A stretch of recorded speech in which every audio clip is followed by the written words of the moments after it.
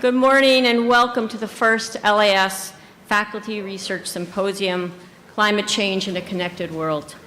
I'm Lisa Freeman, the Interim Dean of the College of Liberal Arts and Sciences, and I want to thank all of you for joining us here in Chicago on this beautiful, sunny February day. Unusual for Chicago. One of my goals as Interim Dean has been to recognize and celebrate the truly extraordinary work that our faculty are doing on issues that matter to the common good. That was the genesis of this first of, I hope, many symposium.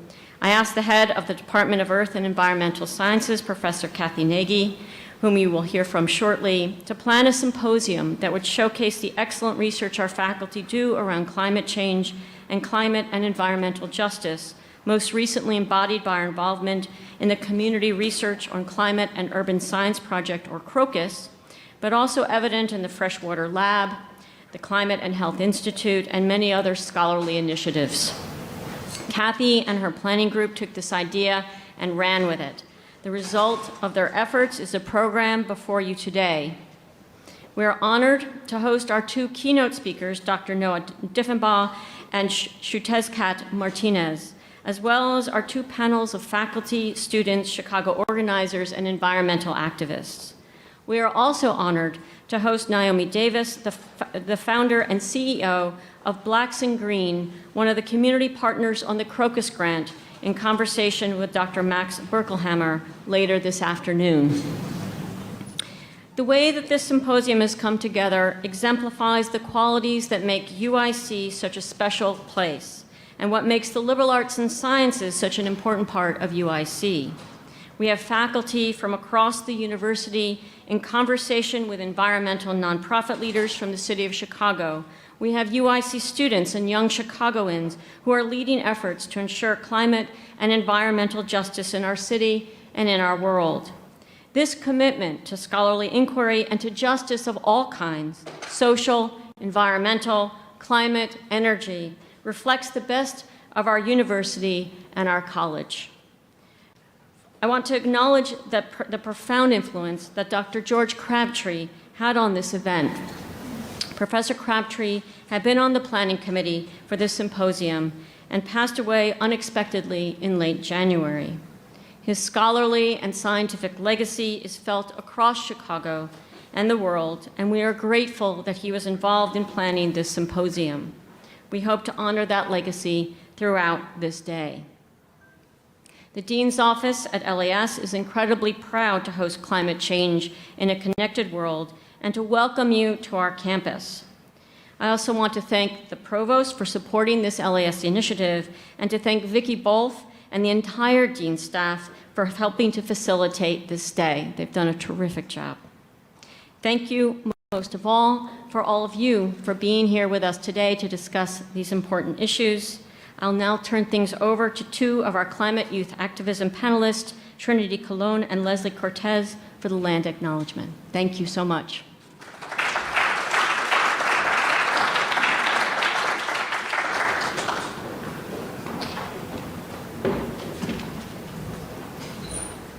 Hi everyone, good morning.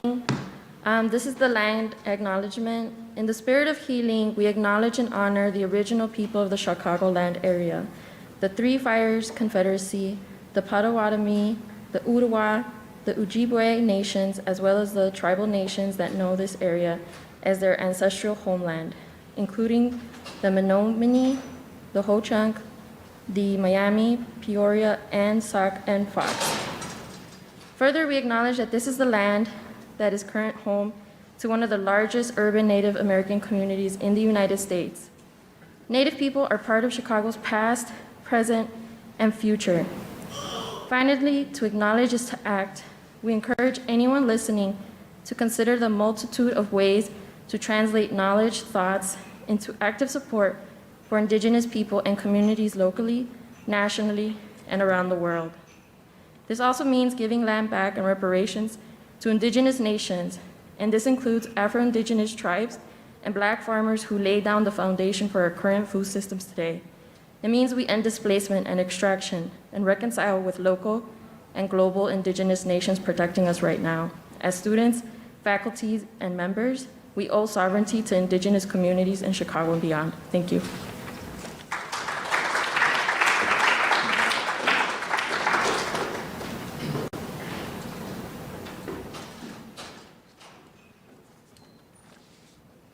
Good morning. I'm Kathy Nagy, head of Earth and Environmental Sciences, and I'm so glad to see everybody here and also on live stream.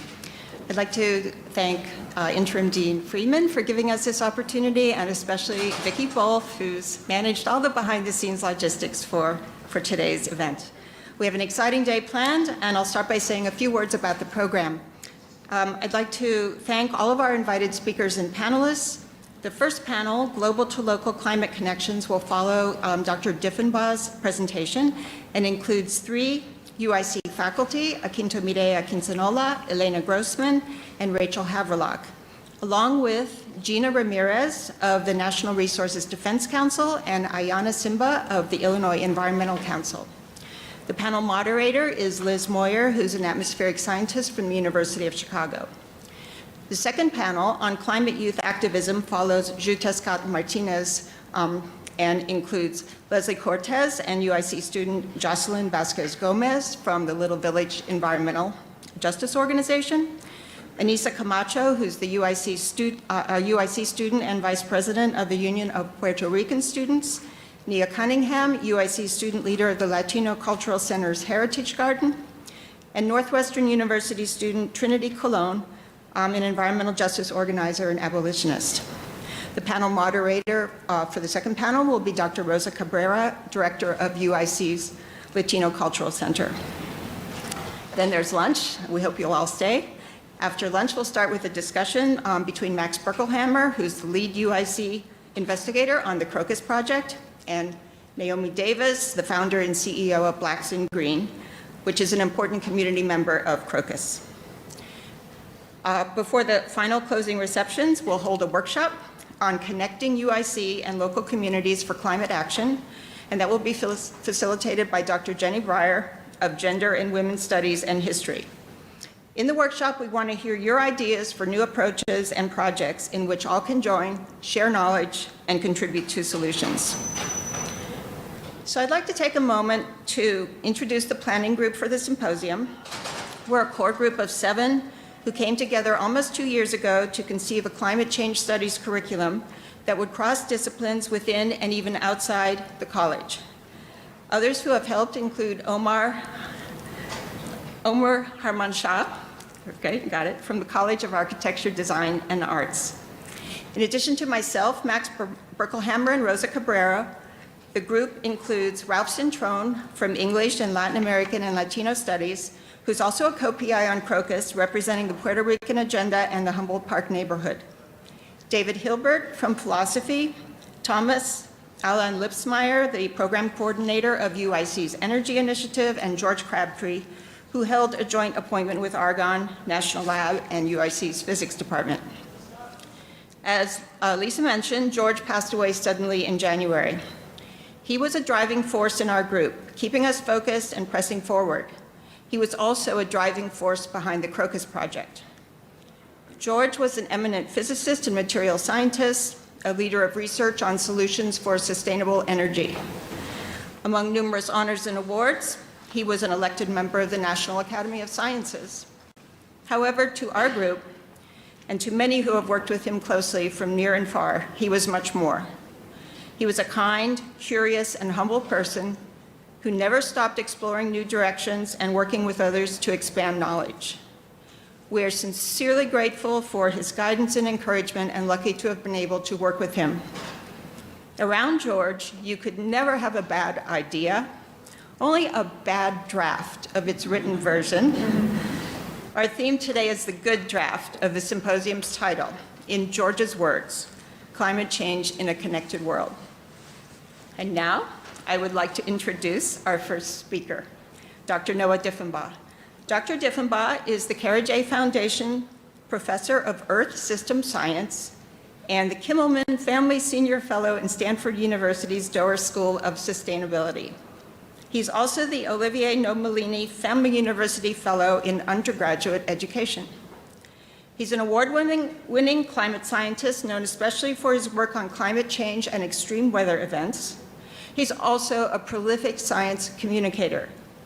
In addition to written opinion articles and public talks, he's been a lead author for the Intergovernmental Panel on Climate Change and is the main editor of 2 interdisciplinary open access journals for communicating efforts relating the science of climate change to the current and future impacts on societies and how humans can work together to find sustainable and equitable solutions. Let's give a warm welcome to Dr. Diffenbaugh.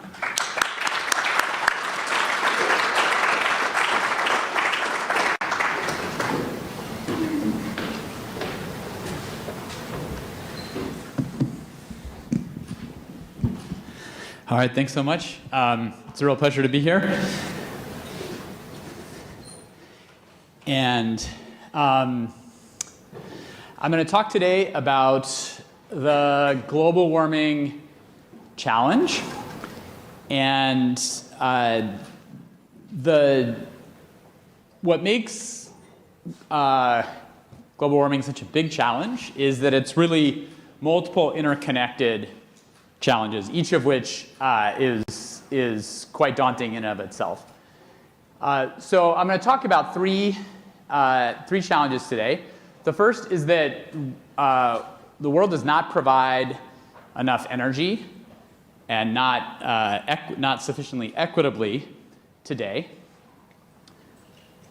The fundamental physics of the planet are such that in order to stabilize the climate system, we're going to have to reach net zero greenhouse gas emissions. And even if we meet these 2 challenges, we are going to continue to get a lot more climate change. And we're not adapted to the climate change that's already happening, and that gap is widening. So what's the evidence for these 3? First, the global energy access. So how many of you have seen this picture before? It's about a decade old, maybe a little more. So these are college students in the Republic of Guinea. This is the road leading up to the airport in the capital city. And here and in other parts of the world, there's a daily migration of students who do not have electricity in their homes. Right? And they're lined up here under the lights studying. And I work at a university. I'm a professor. We're here at a university. But there's nothing more fundamental for enabling human well-being than education. And the reality is we simply don't supply enough energy to meet the fundamental human needs. And this is really the root of the climate challenge. There are lots of statistics that illustrate this. Here's one set on the map. So you can see the US here. Here in the US, per capita, we use an order of magnitude more energy than India. And India is now the most populous country in the world. We use an order of magnitude more energy per capita here in the US. If we look at Japan, another OECD country with high levels of individual well-being, here in the US we use about twice as much energy per capita as in Japan. So we might ask, in order to ensure the world's needs, in order to ensure human well-being, how much energy do we need? So just do some quick back-the-envelope calculations here. So we're at 8 billion people now. We're likely to reach 10 billion in the next few decades, according to the United Nations projections. So if we just maintain the current distribution of global energy consumption, just the population growth alone implies that we need to increase energy supply by about 25%. If we look at the US government's projections for how much energy the world will need by the mid-century, that's about a 50% increase from the present. But this assumes maintaining energy poverty, maintaining inequality in energy access. If instead we ask what would it take to ensure that everyone has access to energy. If 10 billion people live like I do, that's about 4 times the energy relative to the present, quadrupling. Now, we don't have to do it the way that I do it. I've got a minivan and a gas stove and 3 kids, and I flew out here, and I'll fly back tonight. So we don't have to do it. We don't have to have 10 billion Americans. But even if we take the most efficient example from the OECD, right, something like the per capita energy use of Japan, that's still more than double the current energy consumption. So the root cause of global warming, the root cause of the challenges that we face in solving global warming is that global warming is a side effect of energy consumption. We get a lot of benefit from energy consumption. We need energy for fundamental human well-being globally, and we just don't supply enough now. We don't supply it equitably enough. All right, so the second challenge is that in order to stabilize the climate system at any level, we're going to need to reduce greenhouse gas emissions to net zero. And this is just a fundamental fact of the physics of planet Earth and other planets. So we actually have, and I think we'll talk today when we talk about solutions, we actually have lots of different futures available, right? We're here at about 40 gigatons of CO2 per year. So you're going to see in the next few slides this GT-CO2 quite a bit. This is billion tons of CO2 emissions. And the future is undefined, right? We could see continued increases in emissions. We could see rapid declines like the UN Paris Agreement and many individual countries have committed to. But the key point here about the physics of planet Earth is that even though you have very wide ranges of possible futures of greenhouse gas emissions, the fundamental physics of the planet are such that global warming is pretty proportional to the total cumulative emissions, right? So if we just add up, I was going to say you can see, but I bet you can't see the bottom of this graph from where you're sitting, unfortunately. So what's on the bottom here, what's on the bottom here is just the total cumulative CO2 emissions since 1850. And as we move from the left to the right, the total aggregate emissions, as the UN calls it, are going up. And you can see on the vertical, this is the change in global temperature. And there's a little bit of uncertainty in the slope of this line, but for all this huge range of potential future CO2 emission scenarios, they all line up pretty linearly on this line. And what that means is that as long as we're emitting greenhouse gases, we're going to keep getting continued global warming. And this is where the net zero goals come from, because to stabilize the climate system, we're going to have to reach net zero to stop moving to the right on this plot. And what this implies is that we've actually used a whole lot of the budget, the carbon budget, for the UN global warming goals. In particular, the 1.5 degrees C goal, we're already above 1.1 degrees. We're getting years that are 1.2 degrees. The next big El Nino, we may get a year that approaches 1.5 degrees. And you can see here, there's a very thin slice of the pie remaining to have a 50% likelihood of staying below 1.5 degrees C. We've got a bigger slice of the pie for 1.7, and we've used about 2/3 of the pie for 2 degrees. And the challenge of reaching net zero is that our world is dependent on fossil fuels. So we've had tremendous gains in non-fossil energy supply, and even still, we're still living in a world that's about 85% fossil fuels. So what would be required to decarbonize the global energy system at a pace that's consistent with holding global warming to 1.5 or 2 degrees C?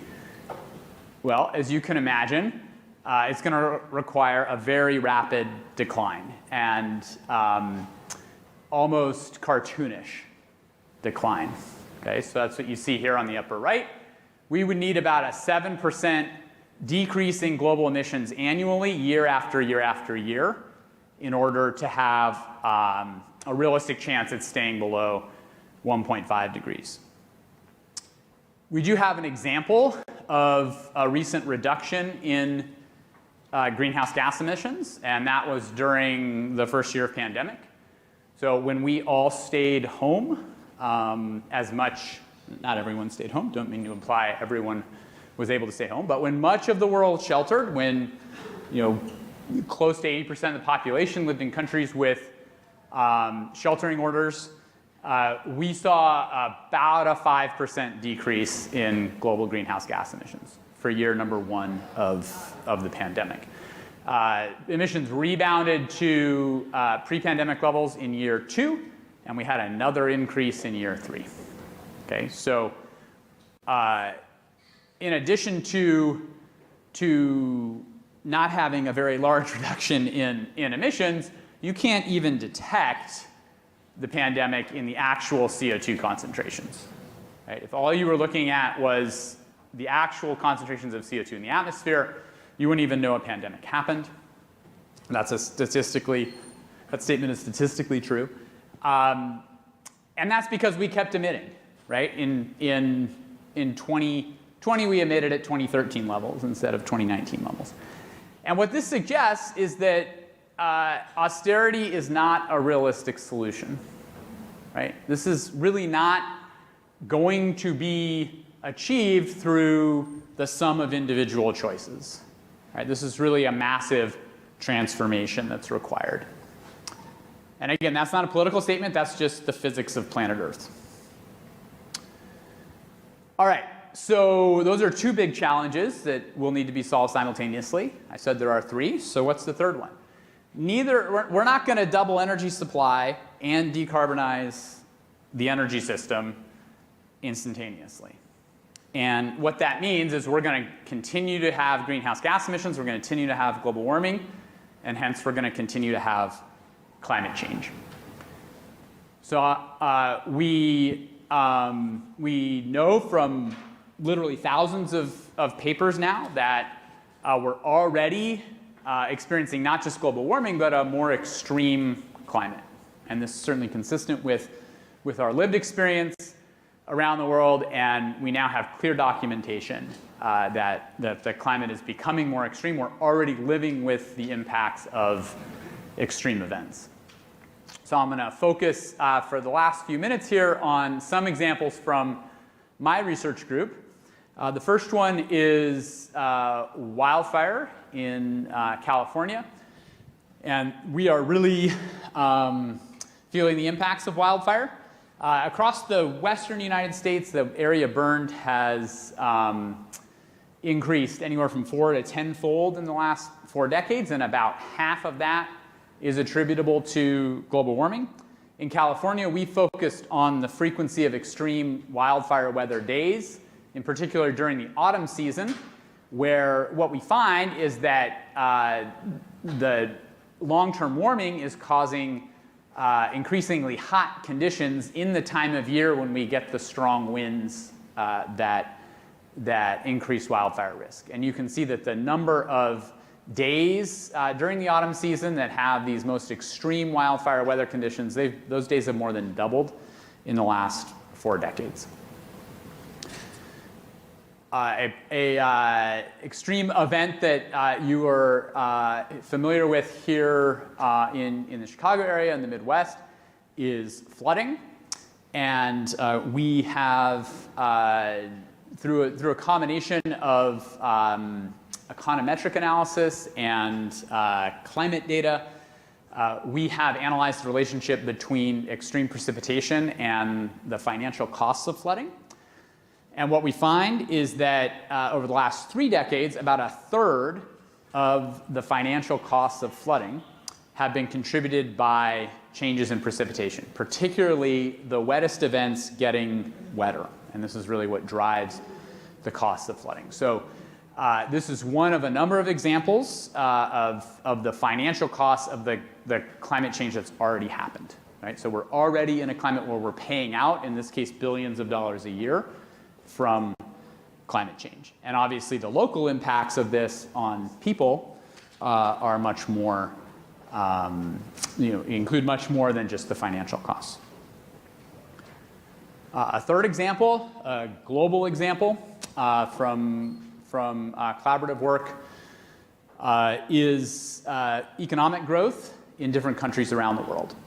And similar to the flooding example that I just gave, in this case, we've analyzed the effects of temperature variations on per capita economic growth in different countries around the world. And what we find is that countries that are already warm have had their per capita GDP dragged down by global warming. And these are percentage point differences on an annual basis, but accumulated over many years and decades, these impacts are substantial. So if you look here on the left, you see these countries that are currently have low per capita GDP. These are low-income countries. And on the vertical axis is our calculation of the magnitude of economic impact from global warming historically. So countries like India, in our central estimate, per capita GDP in India is 31% lower today than it would have been without global warming. Nigeria, similarly, about 30%. Brazil, about 25%. So very large populations living in countries that are already hot, that have had substantial impact from global warming. And as was clear even before our paper was published, these countries have contributed very low total emissions. So remember that cumulative emissions graph that I showed you, right? The global warming is driven by the total cumulative emissions globally, and these countries that have had the largest economic impacts from global warming have contributed the least. In fact, have contributed a very small percentage to the historical global warming. In the US, we've contributed about 25% of the historical warming.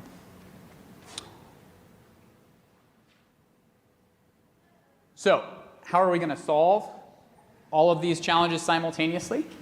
For students here in the room and watching online, this is really over the time scale of your adult lives, right? This is as far as global warming is concerned, this is really the heart of the challenge, and it's going to require solutions in multiple dimensions, right? It's going to require mitigation solutions that reduce greenhouse gas emissions while supplying energy and other resources for people and protecting ecosystems, and it's going to require adaptation, right? And all of that together means sustainable development. And universities have a big role to play in finding these solutions, because the reality is we don't know how to do any of these. Right? We don't know how to increase energy access at the rate that's needed. We don't know how to decarbonize at the rates that's needed, and we certainly are not adapting to climate change at the rate that's needed. So we need new knowledge. We need to figure out how to do this. Right? We need research to figure out how to solve these challenges. But that's not going to be enough, and I'm really excited about the program today, getting to hear about from the community and about the work going on here at UIC, engaged with the community, because we really need to have that research be in collaboration with the people who are experiencing not only the impacts of climate change, but also who understand the local solutions. And we have at Stanford just opened a new school to try to do this. So we have 7 schools at Stanford. So the decision by the university to create a new school of sustainability is really putting climate sustainability on the same level as business and medicine and law as a pillar of the university. And I think this is an example of what universities can do all around the world. We really need to integrate the expertise that we already have, just like we're doing here at this workshop today, bringing together experts from traditionally separate disciplines But we're also going to need more expertise, right? These are big challenges, and we really need to expand our expertise. But it's not going to be enough to just expand in the areas that we already know. Right? The world is really changing rapidly, and what we really need is universities to really be at the cutting edge of new knowledge, new ways of thinking, new ways of solving problems. So that's a little bit of what we're trying to do right now at Stanford. Hopefully, it's something that universities all around the country and all around the world can also continue to accelerate. And I will say that when I talk about these challenges in class, about this time, there's usually a sense of hopelessness. And I gave a TED Talk once at Stanford. It was not the real TED Talk. It was the TEDx Stanford TED Talk. But Stanford, Stanford takes itself very seriously. So when you give a TED Talk at Stanford, you meet with a consultant to prepare your TED Talk and get advice and whatnot. So I gave this TED Talk. It was quite a few years ago. But the consultant I met, and I went through my message. And they said, boy, you just have to end with hope. Like, you got to do something about this. You just have to end with hope. So this was such great advice. This was like 2014. I've been incorporating that advice ever since. So I got that advice from a consultant, and I made this slide. And I'm going to close with this slide. There is hope, exclamation mark. Thank you.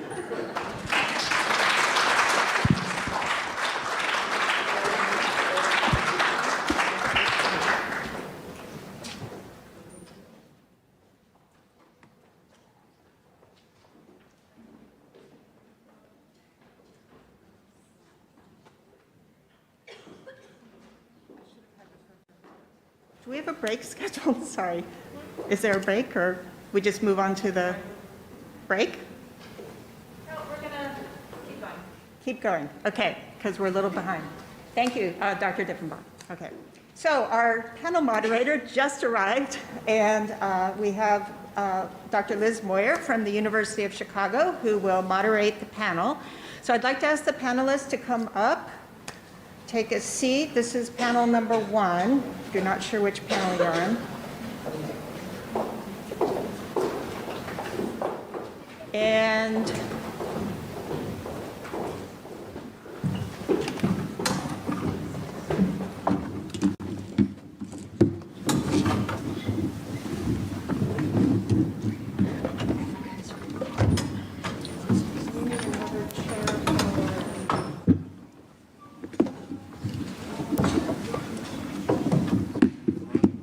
good morning.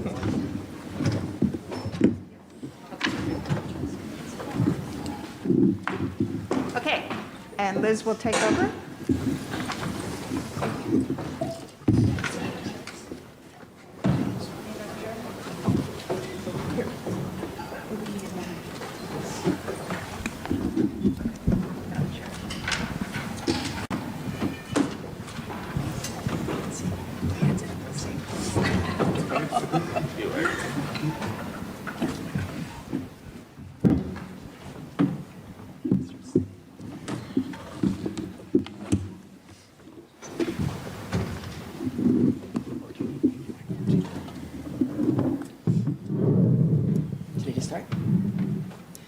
So I'm very happy to be here, and I thought we would let the panelists introduce themselves, and I'll ask them all the same question, and that will give them an opportunity to tell you who they are and how their work relates to the exciting topic of this session. And so I'm going to ask each one of them, how does your work inform your perspective on how a global issue like climate change may impact local communities? And I welcome everyone to tell the audience who you are, what your work does, how it connects to the themes of this panel. Good morning, everyone. My name is Gina Ramirez. My pronouns are she, her. I am the Midwest Outreach Manager at Natural Resources Defense Council, but I'm also a community activist from the southeast side of Chicago. I am the board president of the Southeast Environmental Task Force, so I'm totally representing them today with my shirt. Yeah, global perspectives is definitely felt on the southeast side of Chicago, and through my work at Natural Resources Defense Council, I work heavily with the Chicago Environmental Justice Network, and we actually created this map a few years ago that showed sort of these emissions, cumulative receiving zones. We kind of call them the cumulative burden of pollution or sacrifice zones here in Chicago. And those neighborhoods are heavily concentrated with industry. My neighborhood specifically is a border town with Indiana, right next to BP Refinery, which is one of the largest refineries in the Midwest. And so I have billion-dollar companies in my backyard, from the Koch brothers to BP and Cargill. And so globally, I feel the impacts of that with the truck traffic and, high asthma rates. And our high school, George Washington, has some of the worst air quality in the state of Illinois. And so my job is to kind of amplify this work and kind of make the international local. So yeah, that's just a little bit about what I do. Hi, everyone. My name's Elena Grossman. I'm with the School of Public Health here at UIC, and I am currently the program director of the Climate and Health Institute, which is aiming to help prepare future public health professionals to be able to address climate change, as well as working with community partners and increasing their capacity and knowledge around it. I've been working in climate change, health, and equity for a little over 10 years. And I would say, bringing it to the local level, that's kind of what I do in general. Like, that's the name of the game. Especially at one point I was working across the state and, thinking about what are the public health impacts from climate change in your community, and looking at health data in your community and thinking about, okay, so if we have a high prevalence of asthma, maybe air quality is a big problem for our community. So really taking that global impact from climate change and looking at it at the local level in terms of health. Okay. Hi, my name is Iyana Simba. I'm the City Programs Director for the Illinois Environmental Council. We're an organization, we represent about 100 different environmental organizations across the state. I guess we could be considered like a trade association for environmental groups. And my job as the City Programs Director is really to build out our relationships with Chicago aldermen, city agencies, and basically make sure that environmental issues are salient to local elected officials. I think when I think about climate change and like the local perspective, I think the speaker talked about the different, he had sort of like a circle of solutions.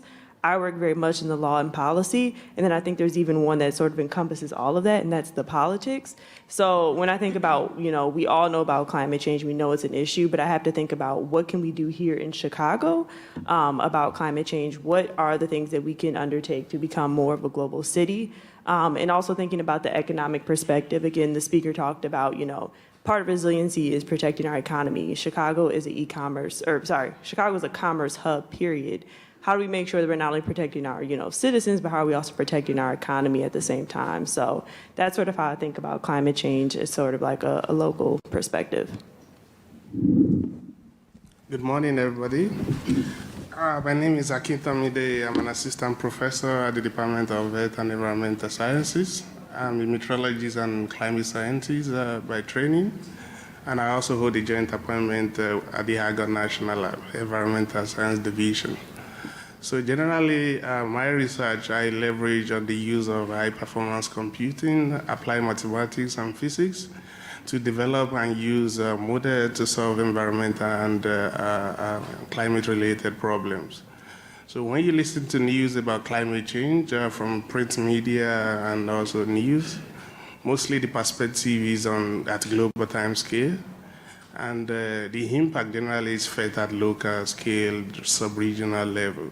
So at Argonne, where I hold joint appointment, and also my group here at the UIC, so we use a method called dynamical downscaling approach to run simulation at a local scale. Specifically, we have simulation at 4 kilometers over the entire North America. So with these high-resolution simulation, we're able to provide more local, regional to sub-regional information, which is particularly critical and useful. So, and aside from the fundamental research, I'm also particularly interested in the sensitization and awareness, because you have to create awareness at high level for people to be more informed. So this is what I do. Thank you. Hi, good morning, everyone. We've got the College of Liberal Arts and Sciences here at the end. I'm Professor Rachel Havrelock from the Department of English, and here at UIC, I run something called the Freshwater Lab that really takes the watershed as the scale of action. I found in my own research that a word like the climate can be very conceptually hard to get one's head around. And again, I don't think this is something that we in this room have done, but it's also become a very politically polarizing term. In contrast to that, when you start to speak to people about their water source, it elicits a very different set of questions and sets of commitments. First of all, most people realize they don't know very much about their water source, what it is, what contaminates it, not to mention how the water reaches them. Right? Who runs your pipes? What are they made of? We got, unfortunately, some insight into that in the crisis in Flint, Michigan, and its parallel here in the state of Illinois in University Park. So, suddenly this question of, where are you sourcing your water and what's going on elicits a whole set of curiosity. And it has social ramifications because people also situate their identities, not in a partisan sense, not necessarily in an ethnic or religious sense, not in a state or federal sense, but suddenly is kind of a resident of a watershed. And the interdependency that we heard in our speech this morning comes to the fore in very material, tangible ways. So I find this watershed scale is really key to kind of activating this sort of collaboration at the speed at which it must happen, as we also heard this morning. I'll share, I am a Great Lakes person. I'm from the city of Detroit. My first research was all in the Middle East. And during that research, I saw the Jordan River disappear. I saw the coastal aquifer collapse beneath the Gaza Strip, leaving 2 million people without potable water and 70% of the children having waterborne diseases. Don't have a lot to say today other than sorrow and despair, but did move my research here to the Great Lakes Basin, where there is a bit of a better prognosis, because there is over 20% of the world's fresh water is around us. And so at the Freshwater Lab, we've developed kind of 3 key principles about this fresh water, which is of course vital to all of us and also not uniformly experienced in any way. Right? One's experience of water, how much it costs, how reliable it is, how safe it is, correlates again and again with race, first of all, and with class, secondly. With that in mind, these kind of 3 principles around the Great Lakes are to keep water here, right? Limit the diversion and keep the watershed vital, keep water public. When our municipal systems become privatized, when a bottled water, when a beverage conglomerate comes in, right, we see worse outcomes socially. And to keep water, these words are interchangeable, accessible and affordable. We have some of the world's best water here, but also some of the world's highest water rates. So, having a more equitable experience of this water, and it leads, I think, directly to the talk we heard today, because of course the viability of this water and the future of those in the watershed, as well as our ability to absorb other people, depends absolutely on decarbonizing this water, getting the pipelines out of it, and getting the refineries off of it. So we have the benefit of having this wonderful panel that mixes academics with people working directly in the community. And I wanted to take the opportunity to ask you to speculate about the wider purpose of this grant, which is to, a very unusual, the Crocus program is a very unusual program that links academic research to local communities very, very intentionally.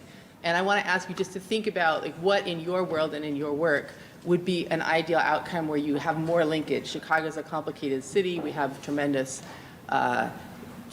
issues with income disparity. We also have these high quality, this enormous density of high quality universities here. How can universities help that? How can this grant help impact communities more directly? And I especially would like to hear from people who are starting to work in the communities. Sure. So I work with a lot of universities. I've worked with UIC before, but really I think it's important to highlight the expertise that community members bring to the table. I don't think that that's been celebrated enough or cherished enough, because really they are the ones who know the solutions best. Like I can tell you about a Superfund site and how people, barbecue on it and recreate on it, and that's not something you're going to learn in a textbook. But also, there's so many complicated things living in an environmental justice community. There's air monitors, and I don't know how to read those. I'm a parent, and I've had to become like a scientist and a lobbyist and a political expert, demystifying city council, which is hard enough in Chicago. And so really leaning on the expertise of academics is important. And lawyers too. I mean, in the 10 years that I've been doing this work, we have stronger bulk storage rules in the city of Chicago. We have stronger recycling rules in the city of Chicago. We have a health study with the University of Kentucky on manganese and its impacts on children, because there is a facility that is right across the street from homes, and there's high levels of manganese in toenail samples on children on the southeast side. And so that's not something that, us regular moms can do on our own. And so I think that we really need to be reliant on each other in order to, not only tackle environmental justice, but climate justice. We disproportionately experience heat waves and flooding, and don't know the solutions about like stormwater, green infrastructure. I don't want to learn about that myself, but if someone could come in and help us realize that and take action, I think we can start repairing the harm that these communities have endured for so long. Yeah, and I mean, I'll just add to that, to Gina's point. Having communities that are experts, that's one level of expertise, but then having universities that, have the data and can actually point to, this is the impact that this is directly having on your neighborhood or on Chicago, that does mean something. I mean, you often hear in politics, numbers don't matter, words do, but numbers do matter, and it does matter who it's coming from. So if I tell an alderman, climate change is important because of X, Y, and Z, that's one thing. But for UIC to come in and be like, well, with our research that we've done on the west side of Chicago, we can point to this, that does mean a lot more. So I don't have a lot to add. Gina covered a lot of it, but it definitely means something to have an expert in the room, especially when it comes to elected officials. I actually also think that Gina really spoke very articulately about it. And I guess I would just emphasize the importance for a university to listen to communities. As a member of the university and an employee of the university, I've definitely worked with a number of communities. And I think it's so important to sit back and listen.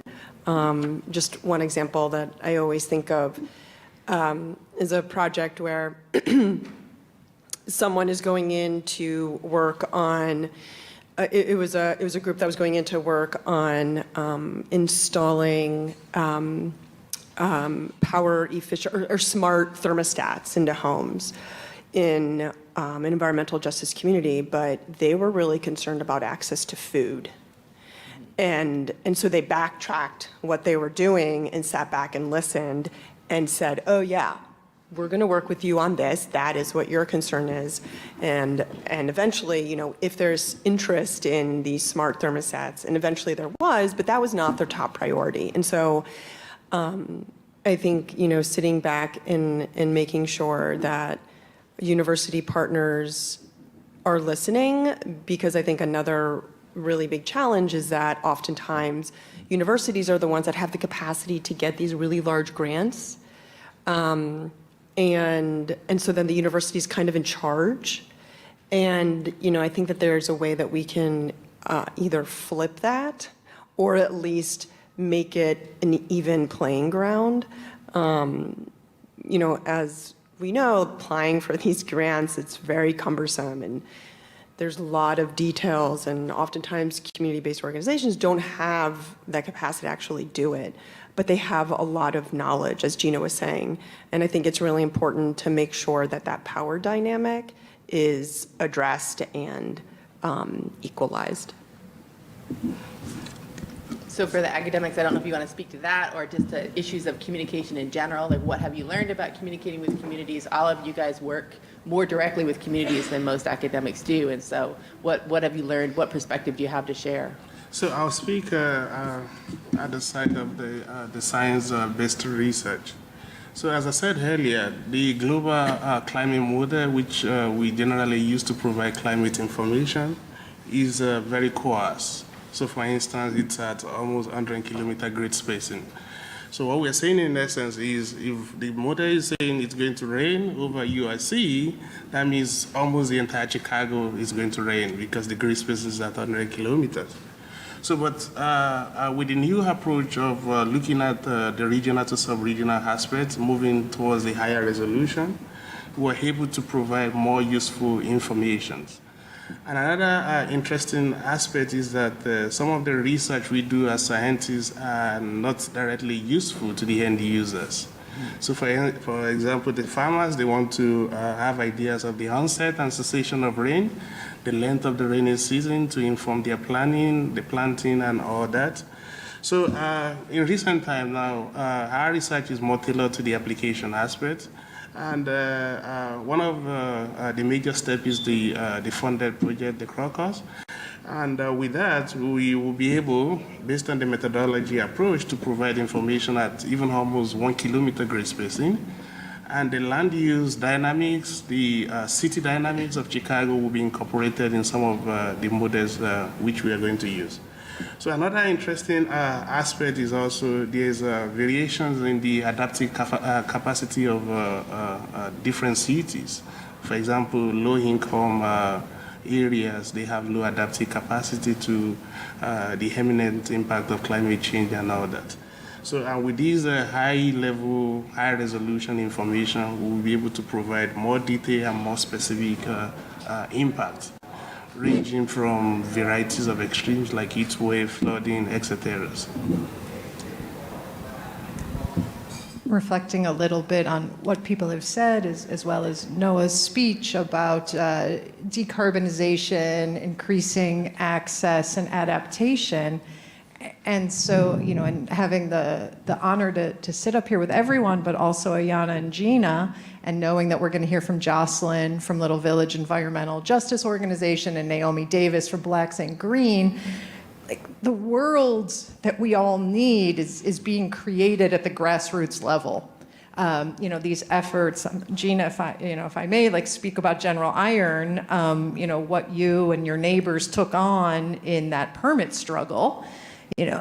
Reduce the cumulative burden. And Iyana, you know more about lead pipes and the dynamics of replacing them, than anyone else. So, the expertise and the knowledge, again, as I said before, I'm a humanist. So I'm looking for the signs and the seeds of that world we need to be in.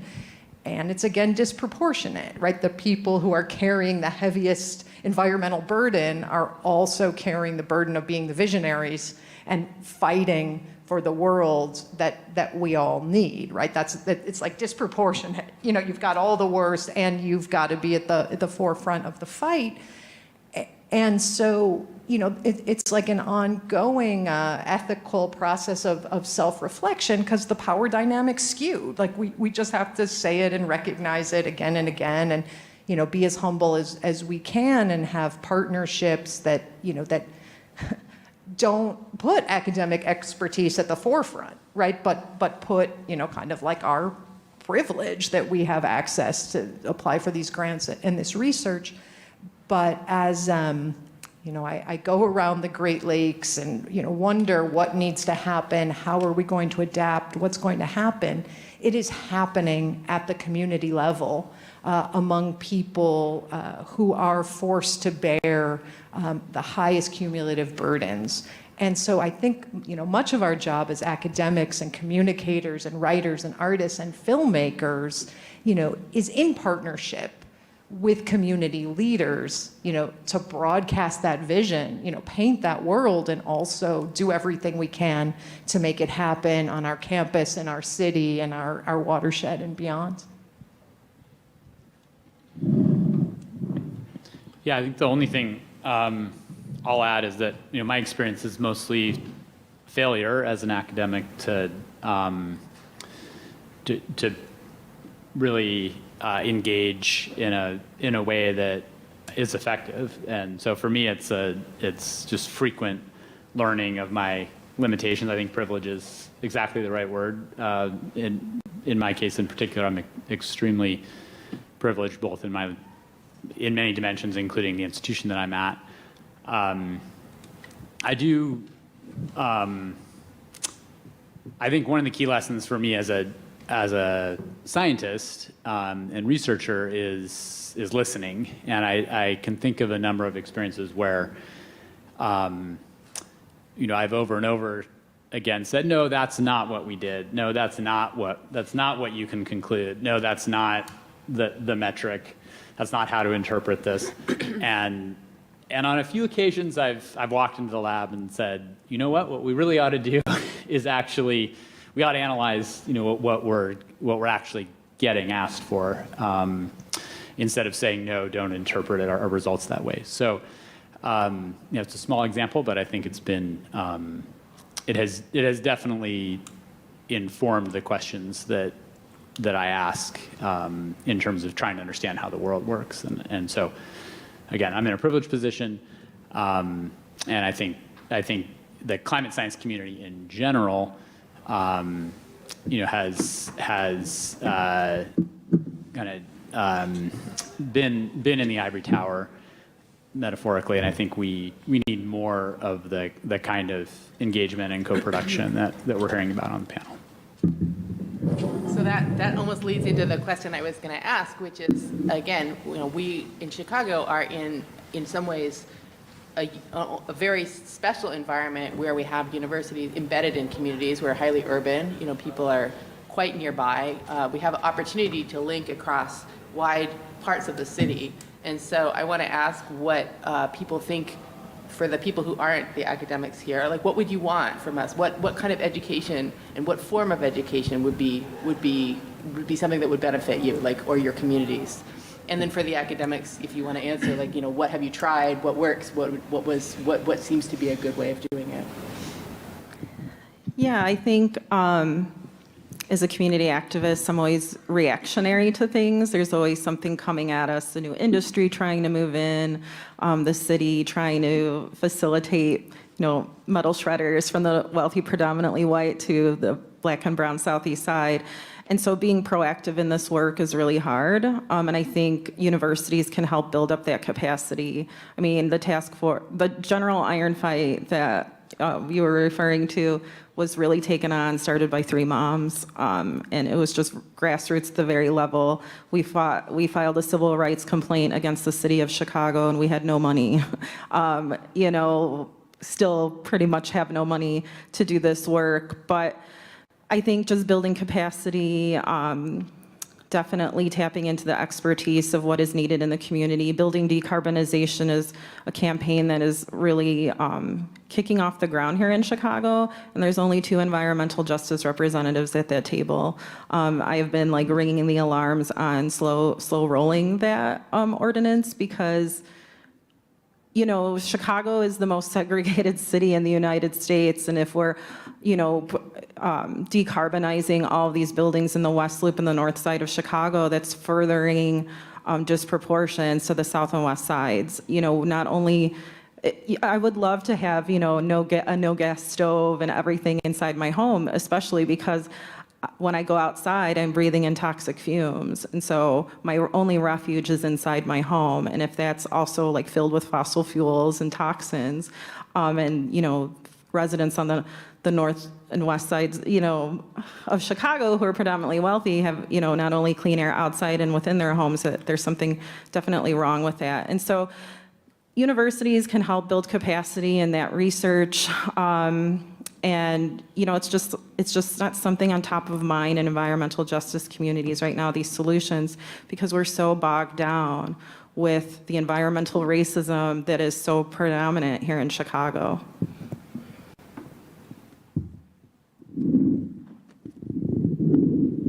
Okay, sorry, this is kind of an awkward angle.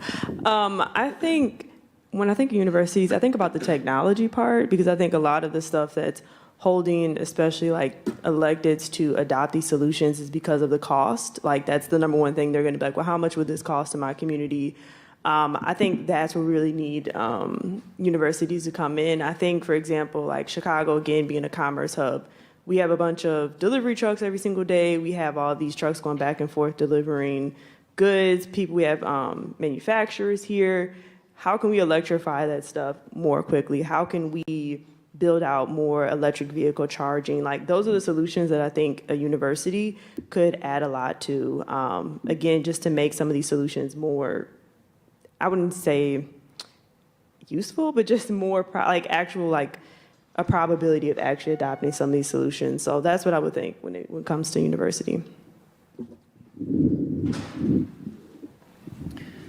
From a university's perspective, kind of going in response maybe to what Gina was talking about in terms of capacity building, two things that I have done is one, working with, actually it's working with communities to develop, like think about, okay, what are the health impacts of most concern to you?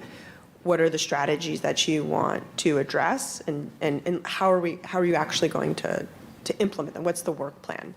And I kind of chuckled because sometimes communities will, because I will present it as, we can go through like a facilitated strategic planning process together over a couple weeks, or I can propose a couple of ideas. And some communities will say, we don't have time to do this strategic planning process, so if you can just propose ideas and we'll go from there. So it's kind of done two approaches of that. And then also thinking about citizen science, which we're going to do some work around that with Crocus. And not just the traditional citizen science of, here's a sensor, go walk around your community and collect, you know, let's see what it looks like. But in the sense of building capacity and skill set that might be helpful and relevant for their community. So they might not, you know, it's not going to be an official certificate program or an official degree, but it's building capacity around different aspects of science that might be really useful and relevant at the community level and for community members. And obviously kind of identifying what those may be with the community members to see what is relevant and what is not. So in my only two approach to this is first, I look at it on the research perspective. So in recent time, as I said, I'm tailoring my research towards more application-based, which I believe is more impactful to the society, the implication of the science, not just the divide the hex of it. The second part, which is critical, is the training. So I think the information, like the fundamental knowledge, should be taught in an undiluted way, particularly in the university. So currently, in my class, which is currently running the semester, it's about climate change and extreme weather. So there is a particular emphasis on Chicago, on the local scale impact of some of these extremes. The other part is, which I think at the university level or at the college level, will be to look into high impact learning, like organizing field trips for students to go into these areas where the impact of climate change and extreme can be felt at the larger scale, particularly low-income environment.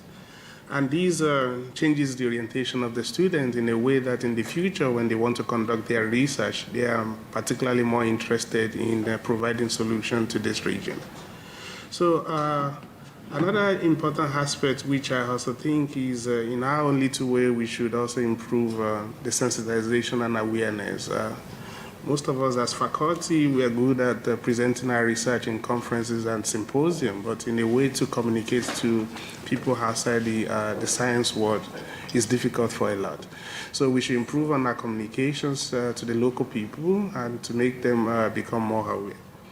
And why we can gain advantage in all this, I think the progress can also be hindered by the negative political will.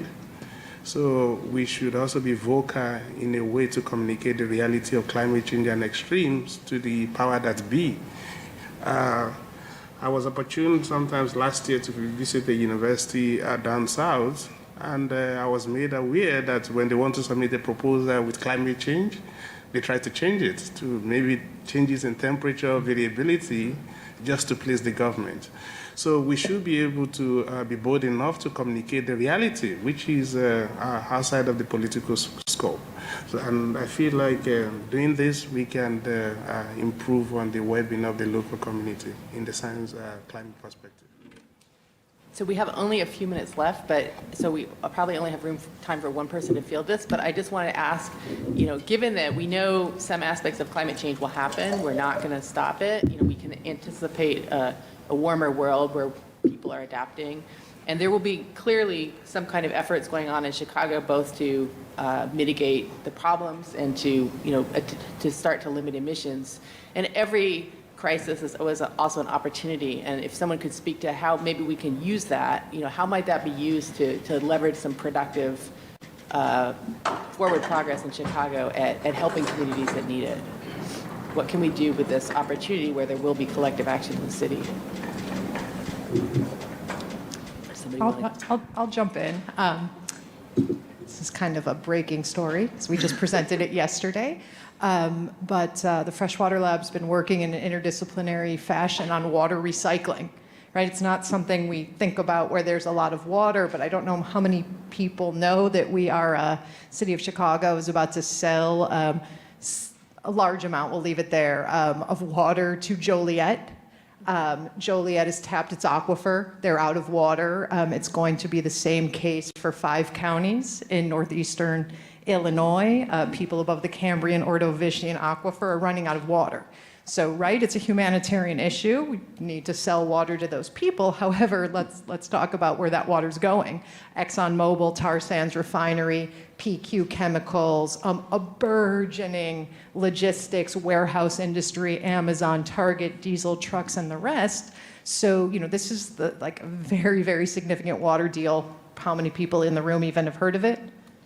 I'm not surprised, right? Pretty buried. So, this is an opportunity to say we absolutely have to give Lake Michigan water, to every person, every household, every hospital, although we have the capacity. But we cannot at this moment give treated drinking water to ExxonMobil and Amazon. So it's in water recycling, right, in closing the loop on how many times we use water that I think we have a tremendous opportunity to support people, to enable economic growth, and also not to give the best water to the worst culprits. So I think we're going to have time for questions from the audience now, and of course we especially welcome questions from students. And I believe there's microphones going around, and there are possibly also cards. And so I would welcome, please come for questions for any of the panelists, and about the city, about climate change in general, about education. I think the field is open.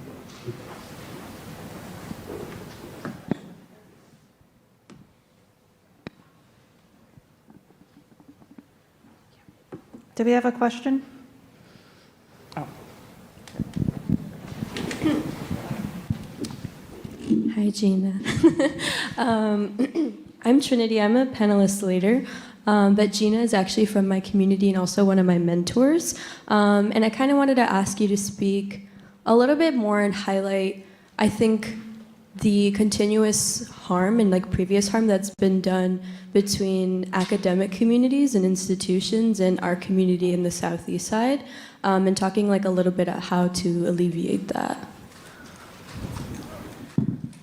Yeah, I mean, I do partnerships at my job, and that's my livelihood. And I think it's really important to have transformational relationships and not transactional. If you come into a community and swoop in and achieve your campaign goal and leave, you're not going to gain the trust of community partners, and everyone loses in that situation. And so we don't have a lot of data. Something that I wanted to bring up earlier is like, we have one health study going on. We don't know anything about our neighborhood, and it had to come from us. The Chicago Department of Public Health is not actively seeking out solutions to the health ailments that we have in our community. So I think that's an opportunity for academics to step up, and they have in their general iron fight. Over 500 health officials signed a letter to kind of threaten to fire Dr. Arwady, the head of Chicago Department of Public Health. And so that kind of action goes miles in environmental justice communities. But yeah, be transformational, be in it for the right reasons, be in it for the long haul, because I didn't choose to do this work, it chose me. And so I think that academics just need to respect that when it comes to partnerships.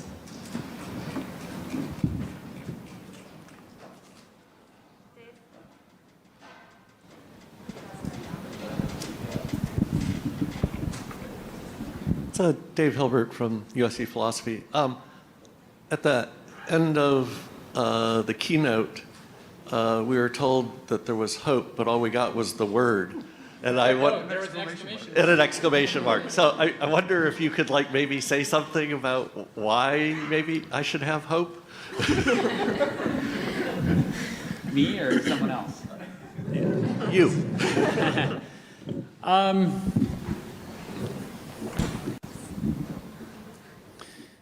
Yeah, so I guess the window is still open in terms of stabilizing the climate system, and even in terms of staying below 2 degrees C of warming. Yeah, we talked about 1.5. We're not. 1.5 is going to happen. One of the big challenges is that. The impacts are really accelerating, and I think we have a lot of empirical research from the last decade, as well as lived experience that helps us understand why. And so the gap's widening, and so I think, the certainly for me, I was a lot more optimistic about adaptation a decade and a half ago than I am now. Even than when I made that slide the first time. So I guess I'm arguing there's less reason for hope than when I made the slide. But I think that in terms of the destruction of civilization, humans are impressively adaptive. We have a lot of challenges and limitations, but we do have a lot of ingenuity. And I think that so maybe the short version is that I think that the reality is worse than many anticipated, not necessarily worse than the scientific publications predicted, but worse than societally we've anticipated. And at the same time, I think that the likelihood of annihilation is really overblown. So I think the hope is somewhere between those. And I guess what I would close with is that what I encounter with, in my classes with undergraduate and graduate students is an increasing sense of hopelessness, an increasing sense of doom, an increasing sense of grief. And all of those are legitimate emotions. And with respect to climate change, they're about a world in 100 years. And the reality, as I think we've heard on the panel, is that environmental justice is a huge challenge right now, and there are many dimensions to that. And I feel more hopeless about the world as it is now than I do about the world in 2100. Can I quickly respond to that? Because I also get oftentimes when I give lectures or talks, it's, at the end, or not the end, but at some point, I go through all the terrible health impacts, and it sounds terrible, and, death and doom, and it's all going to be miserable. And I'll often reflect at the end on two different aspects. Well, one are obviously thinking about solutions, but at the individual level, while that's not the answer, I think it can help provide individuals with empowerment and think, okay, I can be part of the solution and not just, twisting in energy efficient light bulbs, but I'll reach out to my local representative, or I'll be involved with an advocacy group. And so while individual solutions are not the answer to the big problem, I think it can lead to empowerment. And the other thing that I think about is I reflect on previous movements, whether it's the civil rights movement or suffrage, ACT UP, all really challenging times. And while we are not at a perfect point in many of those, there was a lot of progress. And thinking about, what they did and how they got there, and the need to be loud and proud, but also to be able to sit down at a table and have conversations about policy, and needing both of those to get where we need to get to. Do we have time for one more question? Oh, so go ahead, Iyana. Okay, I just want to respond quick to that. I'm a young person, and I will say we do have hope. There are us that are hopeful. And I think from a personal perspective, I think, I don't want to mess up his name, but the keynote speaker, thank you. When he was saying that we are adaptable, I think back to the pandemic, right? Like, I remember when everything happened and like everybody had a friend in the FBI that said that the world was going to end and we needed to gather all of our resources. And so like to think that the world didn't even, like civilization didn't crumble underneath the pandemic, I think that says something for what the adaptation that we need over the next 100 years. And then just from a policy perspective, I'm young and coming into policy, but there are people that were even maybe 5 or 10 years ahead of me that were like 10 years ago, this wouldn't have even been a conversation. Like you wouldn't have even been able to get a meeting with an alderman about environmental issues. And that stuff is changing now. So I do think there's a lot of hope, and fortunately, it's on the brunt of me and all the other Gen Z and millennials to fix some of this. Thank you all. But I do think there's a lot of hope. There's a lot of reason for hope. We have time for one more question. If you can raise your hand, I'll bring you the mic. Thank you. Thank you all for the talk today. My name is James. I'm an urban planning master's student in Professor Havrelock's Freshwater class. You all talked about Chicago has a lot of issues, but I do firmly believe it's the best city in the world. Suck at Green Bay. But what do you all see as some of the unique resources, whether that be humans or systems or forms of government that are just not being leveraged correctly in climate change and water?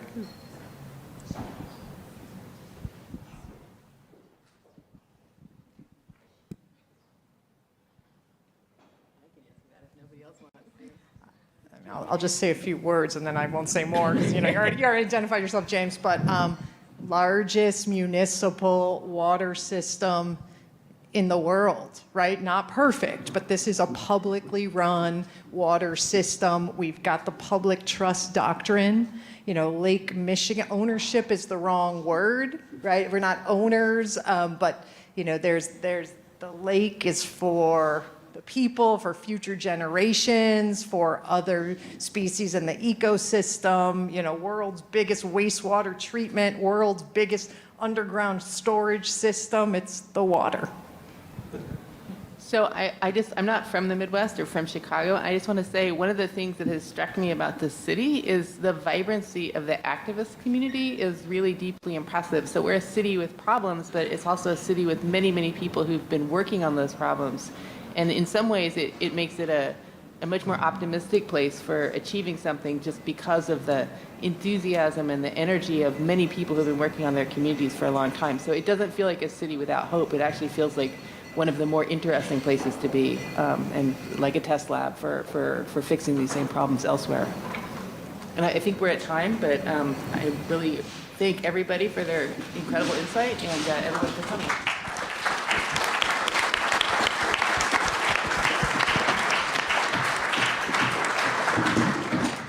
Really quickly, for those who are joining for the next keynote and panel, we're going to take a 10-minute break and reconvene at 11:35.